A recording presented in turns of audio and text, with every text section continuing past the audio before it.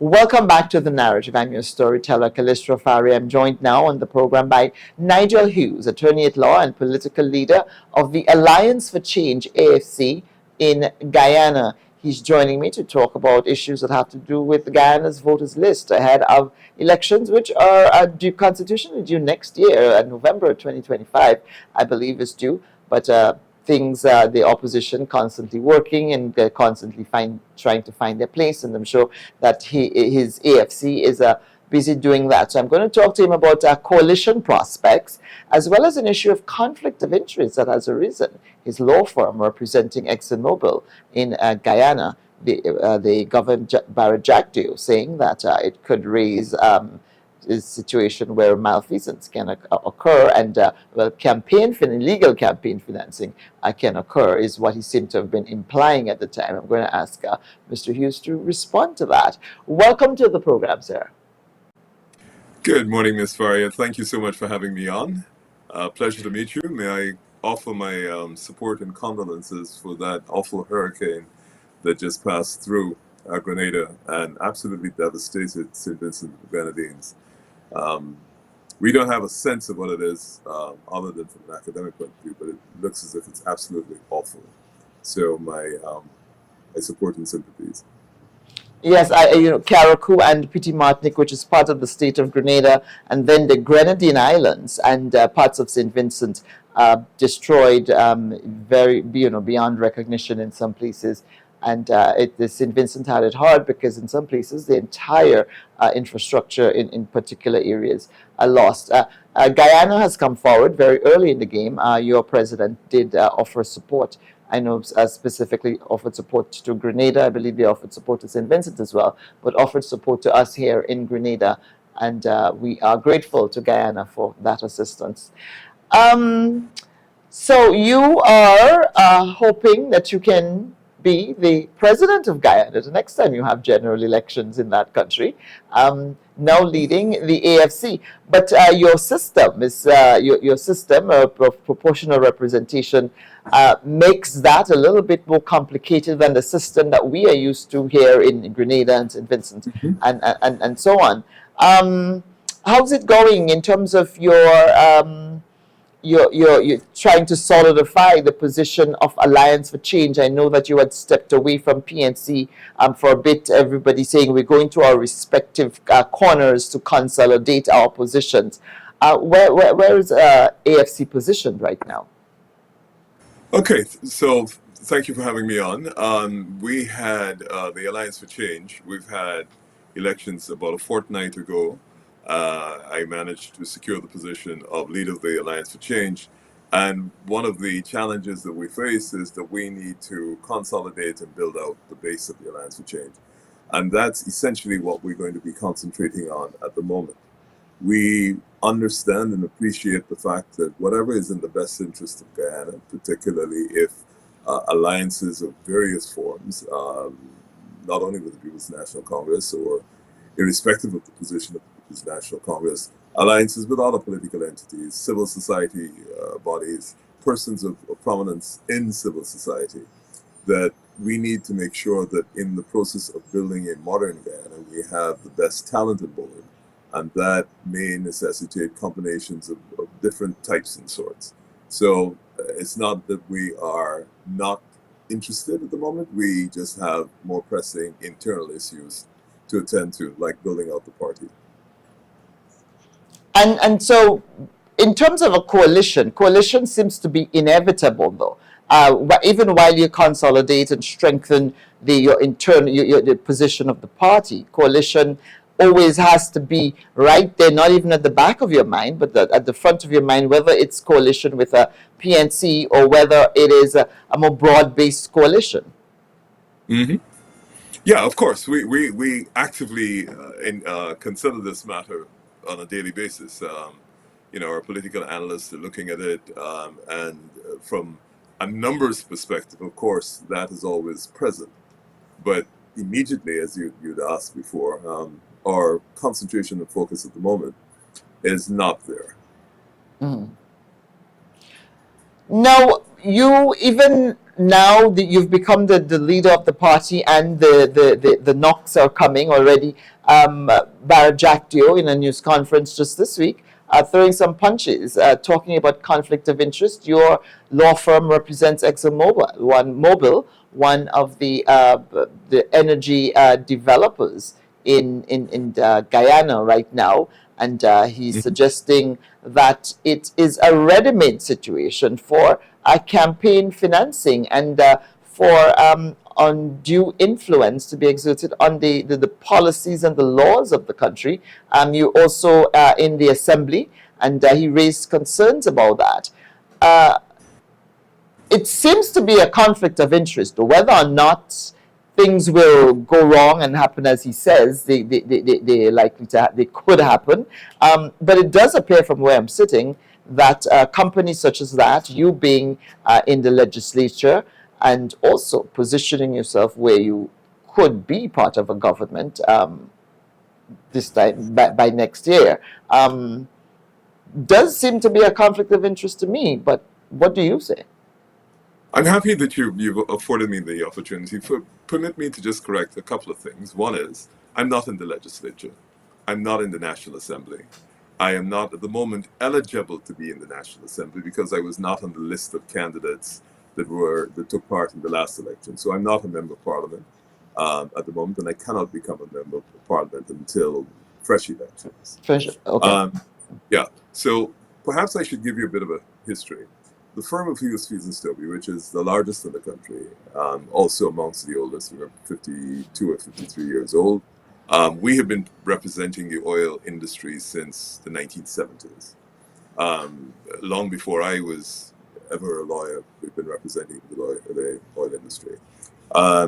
Before the discovery of commercial quantities of oil in Guyana in 2015, we had been representing oil interests, and one of my partners in the firm deals exclusively with Exxon. When I entered formally last week, or 2 weeks ago at the election, when I became leader of the Alliance for Change, I made the declaration that our firm represents Exxon because it is necessary and people should know about it. Now, I am not in a position, as I currently stand, to influence government policy. So that's typically where the conflict commences. If by virtue of your position, you can influence government policy. So between now and whenever the next elections occur, I'm not in a position to influence government policy. And as you probably know, the government does not consult with any of the opposition parties. What I have said, two things. One, while I remain leader of the Alliance for Change and I'm not president of the country, because of the potential for me to be able to influence the policies of the Alliance for Change, because that's the only policy I can influence at the moment, I have, and the party has set up an advisory committee on oil and gas that is headed by Dr. Vince. Vince's surname escapes me at the moment, and David Patterson, former minister of the government, Dr. Vince Adams. Dr. Vince Adams has been a robust advocate criticizing the positions of Exxon in Guyana and the royalties under the contract. I've also undertaken that after that advisory body has been set up, I will not participate in any of the deliberations. I will not attempt to influence them, and they will consider and deliberate on what the party's position is on oil and gas between now and whenever the elections take place. What I've also said is from the time the elections take place, and if and when I become president, I will relinquish all ties with the law firm of Hughes, Fields and Stobie. I am going to announce today, and you're the first person that is going to receive this information, that we need robust campaign financing legislation so that all donors, particularly illegal money, whether narcotics, gold smuggling, etc., does not make its way into the politics of Guyana and any attempt to influence any politician or political party. So if you had persons who were providing material support to a particular candidate, whether bulletproof vehicles, driving them around, providing them in security, all that would be captured by campaign finance. finance legislation. And as we are rapidly moving forward in a modern oil economy, we need contemporary legislation to address issues like influence in politics. So that is the position I adopt, and I have said before, forgive me for repeating it, that I will not have any connections with firm of Hughes Fees if and when elected president. It is something that Mr. Jagdeo also sort of, threw cold water on in his presentation by saying, well, you say you're going to step away after you become president. It just seems a bit, not Convenient? particular. Yeah, just convenient. Or you know what, I'll do it afterwards. And he gave the example of another politician in Guyana who he claims, I'm not familiar with the issue, so I cannot say, but that she had continued 3 years after they found out that she was still involved with the company. And he gave that example to suggest that, well, what you're saying does not ring true.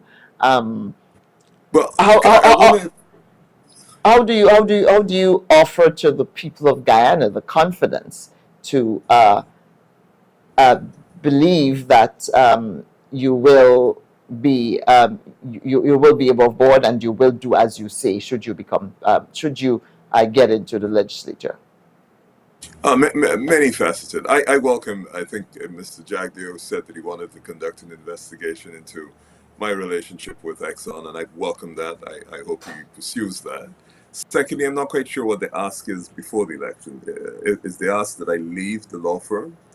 This is the law firm that I'm managing partner. So I don't know if the ask is, so long as I'm leader of the Alliance for Change, I stop practicing as a lawyer, I stop generating income, and then I suppose live on the good wishes of party supporters. I don't know if that is the ask, but if it is, that's going to be a little difficult given the responsibilities that I have. Now, in relation to what happens afterwards, this is not without precedent. In your sister island, Barbados, I think David Thompson was head of the Democratic Labour Party.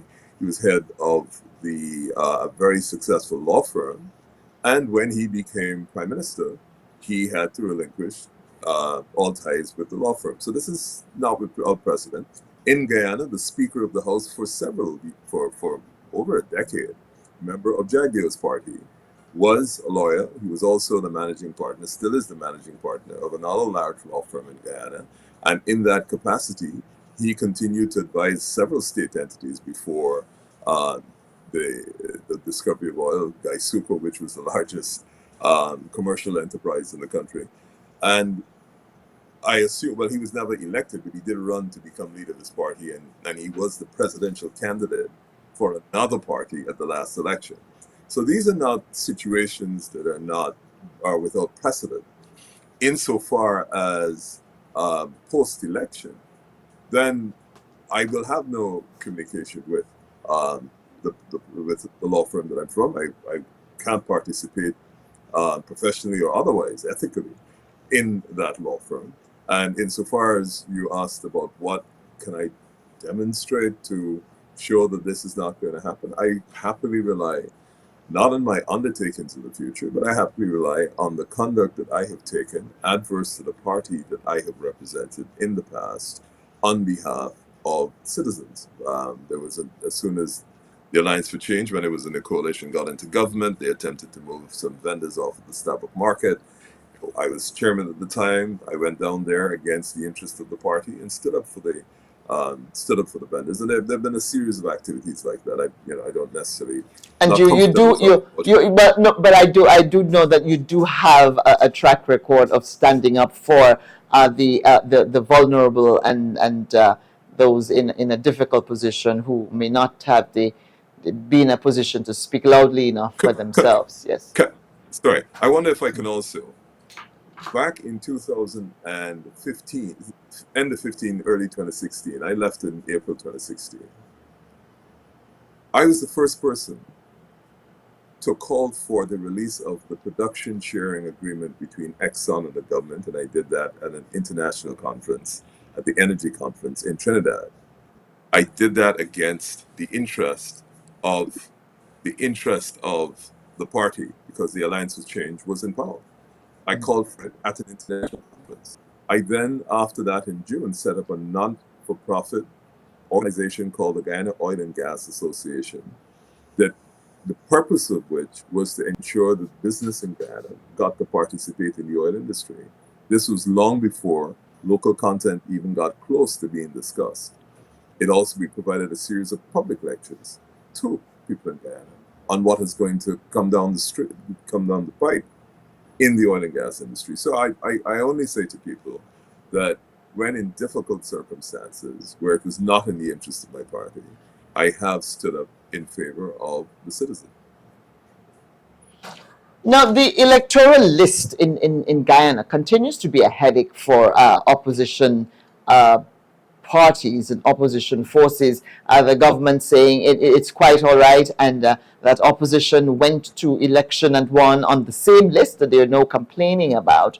But there are issues of the list being bloated, of people who are no longer in this world being on the list. I know that the PNC has been calling for biometrics. What is the position of the Alliance for Change at this moment, with you now ascending to the leadership of the party, on the voters list and the representation of the People's Act and that situation there? Absolutely. We want a clean, new voters list. You cannot have a voters list with 600,000+ people out of a population of 750 or 800,000. Absolutely. New, clean voters list. We also support biometrics. And the other thing that and again, you're going to have the benefit of hearing this before I speak about it in an hour. We are calling for the release of the census. The census is already 2 years overdue. We cannot, in a modern society like Guyana, minuscule population, not have the results of the census. Why is this? Why are the results? Why are the results delayed though?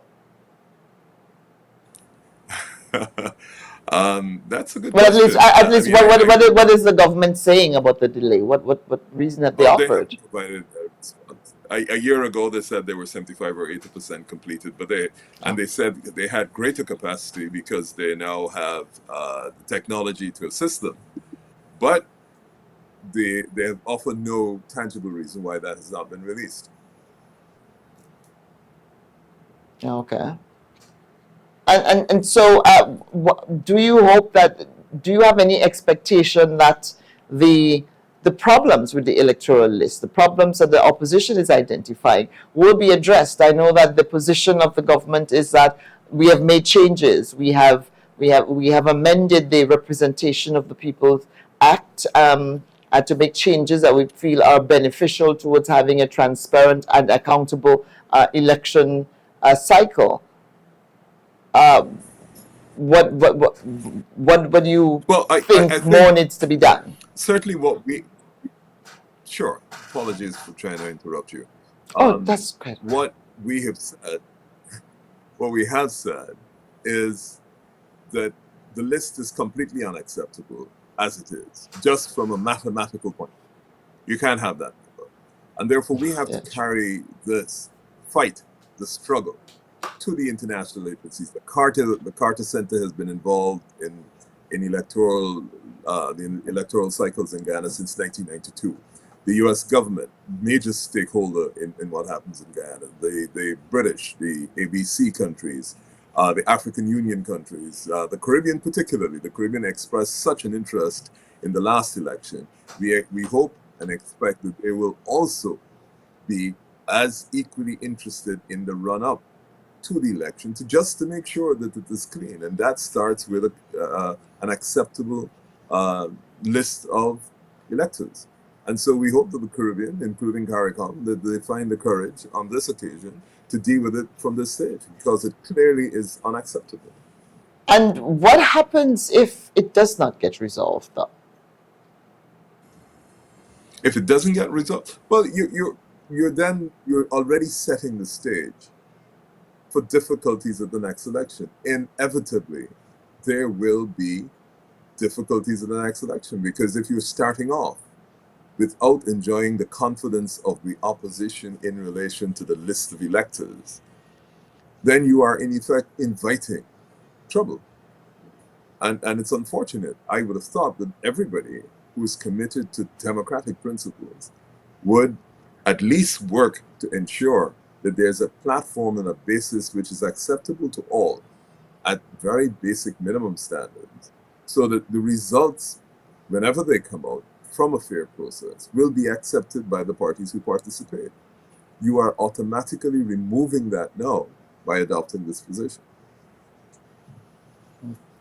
All right, well, I want to thank you so much for joining me here on The Narrative, and I want to wish you good luck with the AFC going forward. And do not be a stranger here on The Narrative. We'd love to have you back. Thank you. You're very kind, and I wish you good luck with your other guests. Thank you. Thank you.